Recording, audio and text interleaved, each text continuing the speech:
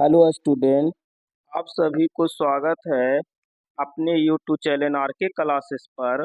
और आज हम पढ़ाने वाले हैं कक्षा 8 के हमारी दुनिया से इकाई 1 के का भूमि, मृदा एवं जल संसाधन के विषय में। तो इस चैप्टर में जितने भी क्वेश्चन हैं वो पूरे क्वेश्चन हम आज एक ही वीडियो में करवाने वाले हैं। तो आप इस वीडियो में लास्ट तक बने रहे और अच्छा लगेगा तो अपने दोस्तों के पास शेयर जरूर करिएगा वीडियो के। तो चलिए शुरू करते हैं, देखते हैं पहला क्वेश्चन क्या है। पहला क्वेश्चन है बहुवैकल्पिक प्रश्न, सही विकल्प को उत्तर चुने।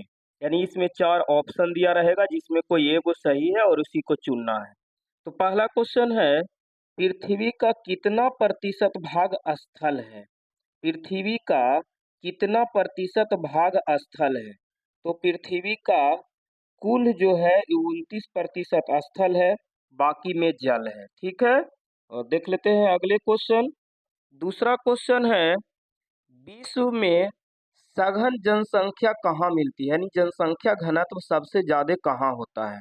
ऑप्शन 1 है पहाड़ों पर, ऑप्शन 2 है यानी ख है पठारों पर, ग है मैदानों में और घ है मरुस्थल में। तो जनसंख्या घनत्व सबसे ज्यादा होता है, आप सभी जानते हैं कि मैदानों में होता है। और इस प्रकार से आपका ऑप्शन ग सही हो जाएगा। अगला क्वेश्चन देख लेते हैं, क्वेश्चन नंबर 3। क्वेश्चन नंबर 3 है, भारत में भूमि उपयोगी संबंधित आंकड़े कौन रखता है? यानी भूमि का जो लेखा जोखा होता है वो कौन रखता है? भूगर्भीय विज्ञान विभाग, ख ऑप्शन है भू राजस्व विभाग, ख ऑप्शन है गृह विभाग और घ ऑप्शन है चिकित्सा विभाग।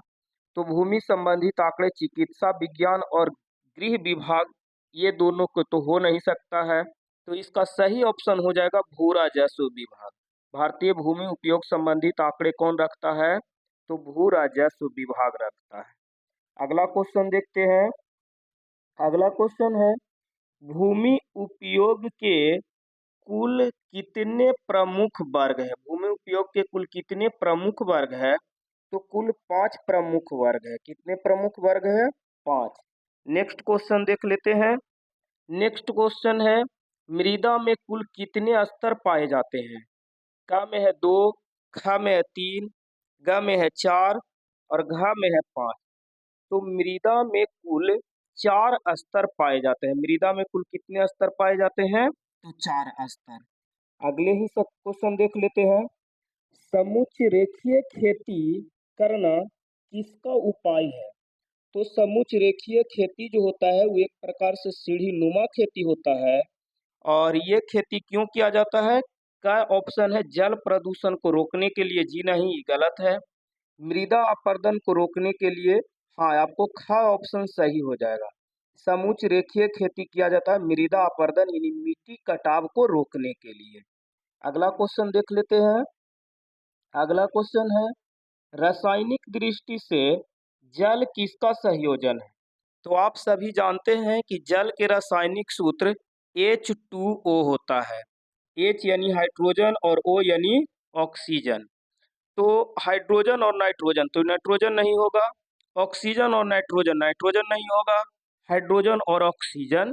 यानी जल के रासायनिक दृष्टि से जल का जो संयोजन होगा वो आपका ऑप्शन नंबर ग सही हो जाएगा, हाइड्रोजन और एवं ऑक्सीजन का। ठीक है, अगला क्वेश्चन देखते हैं। अगला क्वेश्चन आपका है, इनमें से कौन एक महासागर नहीं है? ध्यान देना, महासागर नहीं है। ऑप्शन नंबर ए है अंटार्कटिका, ऑप्शन नंबर ख है आर्कटिक, ऑप्शन नंबर ग है हिंद और ऑप्शन नंबर घ है प्रशांत। तो प्रशांत महासागर है, हिंद महासागर है, आर्कटिक महासागर है, अंटार्कटिक महासागर नहीं है बल्कि महाद्वीप है। और यही पूछ रहा है कि कौन महासागर नहीं है? तो अंटार्कटिका महासागर नहीं है, यह महाद्वीप है। इस प्रकार से आपका ऑप्शन का सही हो जाएगा। आगे देख लेते हैं अगला ही सवाल। अब दूसरा नंबर क्वेश्चन है, खाली स्थानों को उपर्युक्त शब्दों से पूरा करें। पहला क्वेश्चन है, मृदा में जीवों के सड़े गले अवशेषों को, मृदा में जीवों के सड़े गले अवशेषों को क्या कहा जाता है? तो इसको ह्यूमस कहा जाता है। क्या कहा जाता है? ह्यूमस, यानी पहला में ह्यूमस भरा जाएगा। दूसरा क्वेश्चन, दक्कन क्षेत्र में पाई जाती है, तो दक्कन क्षेत्र में काली मृदा पाई जाती है। कैसी मिट्टी पाई जाती है? तो काली मिट्टी, तो दूसरा में भरा जाएगा काली। आगे देखते हैं। आगे तीसरा क्वेश्चन है, लैटेराइट मृदा का निर्माण प्रक्रिया से होता है, मतलब किस प्रक्रिया से होता है? तो लैटेराइट मृदा के निर्माण निक्षालन प्रक्रिया से होता है। भूमि एक संसाधन है, तो आप सभी जानते हैं कि भूमि एक प्राकृतिक संसाधन है, तो 4 में भरा जाएगा प्राकृतिक। महासागरों में जल का कितना प्रतिशत भाग पाया जाता है? तो जल का 97.3% महासागर में पाया जाता है। अगला क्वेश्चन देखते हैं। अगला है क्वेश्चन नंबर 3 आ गया, निम्नलिखित प्रश्न को उत्तर दे अधिकतम 50 शब्द में, यानी 50 से ज्यादा शब्द में नहीं देना है, 50 से कम शब्द में देना है। तो आगे क्वेश्चन देख लेते हैं। 3 के 1 कह रहा है, भूमि उपयोग से आप क्या समझते हैं? भूमि उपयोग से आप क्या समझते हैं? तो इसका उत्तर लिखेंगे, भूमि एक महत्वपूर्ण संसाधन है। इसका उपयोग सड़क बनाने में, रेल मार्ग बनाने में, पेड़ पौधे उगाने में, कृषि कार्य में, मकान बनाने में किया जाता है। मुख्य रूप से लिख देंगे। अगला क्वेश्चन नंबर 2 देख लेते हैं। तीसरा के क्वेश्चन नंबर 2 है, मृदा निर्माण में सहायक कारकों का उल्लेख कीजिए। तो मृदा निर्माण यानी मिट्टी के निर्माण में कौन कौन से कारक सहायक होता है, इसके बारे में बताना है। तो इसका उत्तर होगा, किसी स्थान की मृदा निर्माण में वहाँ उपस्थित मौलिक चट्टान, क्षेत्र की जलवायु, वनस्पति, सूक्ष्मजीव, क्षेत्र की ऊंचाई का योगदान होता है। मतलब मौलिक मिट्टी निर्माण में क्षेत्र की जलवायु, वनस्पति, सूक्ष्मजीव, क्षेत्र की ऊंचाई, हवा, ये सब जो है उनका मुख्य कारक होता है। अगला क्वेश्चन देख लेते हैं। क्वेश्चन नंबर 3 जो है, क्वेश्चन नंबर 3 कहता है, भूमि उपयोग को प्रभावित करने वाले कारकों का नाम लिखें। तो भूमि उपयोग को प्रभावित करने वाले निम्न 2 कारक हैं, प्राकृतिक कारक और मानवीय कारक, यही 2 लिखना है, प्राकृतिक कारक और मानवीय कारक। क्वेश्चन नंबर 4 देख लेते हैं। क्वेश्चन नंबर 4 क्या कहता है, ऋतु क्षरण से क्या अभिप्राय है? तो जैविक, रासायनिक एवं भौतिक क्रियाओं द्वारा चट्टानों को टूटना एवं गलना ही ऋतु क्षरण कहलाता है। यानी जो चट्टान होता है, रासायनिक एवं भौतिक क्रिया द्वारा चट्टान जो टूट जाता है या गल जाता है, उसी को हम क्या कहते हैं? ऋतु क्षरण कहते हैं। आगे देख लेते हैं। क्वेश्चन नंबर 4 जो है, कह रहा है, निम्नलिखित प्रश्न को उत्तर दे अधिकतम 200 शब्दों में, यानी अधिक से अधिक 200 शब्द तक उत्तर दे सकते हैं। तो इसका 4 के क्वेश्चन नंबर 1 देख लेते हैं। 4 के पहला क्वेश्चन कहता है, भूमि उपयोग क्या है? भूमि उपयोग के विभिन्न वर्गों के विस्तार पूर्वक वर्णन कीजिए। यानी भूमि उपयोग क्या है और भूमि उपयोग के विभिन्न वर्गों के विस्तार पूर्वक बताना है। तो भूमि का उपयोग, पहले भी क्वेश्चन ये आया है, भूमि का उपयोग सड़क बनाने में, रेल मार्ग बनाने में, कृषि कार्य में, कारखाना स्थापित करने में, मकान बनाने में, हवाई अड्डा एवं बंदरगाह इत्यादि में किया जाता है। और इसका वर्ग विस्तार पूर्वक भी बताना है, तो इसका आगे भी और लिखना है इसमें। तो आगे देख लेते हैं, इसी में अभी लिखना है भूमि के उपयोग के विभिन्न वर्ग, यानी वन क्षेत्र की भूमि, कृषि कार्य के लिए उपलब्ध भूमि, व्यर्थ एवं बर्बाद भूमि, शुद्ध बोई गई भूमि एवं परती भूमि होता है। अगला क्वेश्चन देखते हैं। आगे क्वेश्चन है, मृदा निर्माण के प्रक्रिया को स्पष्ट कीजिए, यानी मिट्टी का निर्माण किस प्रकार से होता है, इसके बारे में बताना है। तो मिट्टी के निर्माण यानी मृदा निर्माण पृथ्वी के सतह पर मौजूद चट्टान, धूप एवं वर्षा, हवा के कारण छोटे छोटे कणों में टूटने फूटने लगता है। यानी पृथ्वी पर जो मौजूद चट्टान है धूप वर्षा एवं हवा के कारण छोटे छोटे टुकड़े में टूटने फूटने लगता है और हजारों लाखों वर्ष बाद वह टुकड़ा भौतिक एवं रासायनिक क्रियाओं के कारण महीन कण में बदल जाता है और वही महीन कण बाद में मिट्टी के रूप ले लेता है। तो हम कह सकते हैं कि इस प्रकार से मृदा का निर्माण होता है। यानी मुख्य रूप से कहें तो मिट्टी के निर्माण के लिए धूप वर्षा एवं हवा के कारण चट्टान के टुकड़े छोटे छोटे टुकड़े में टूट जाते हैं और हजारों लाखों वर्ष बाद रासायनिक एवं भौतिक क्रियाओं के कारण यह छोटे छोटे कण यानी मिट्टी में बदल जाते हैं। इसके अगले क्वेश्चन देख लेते हैं।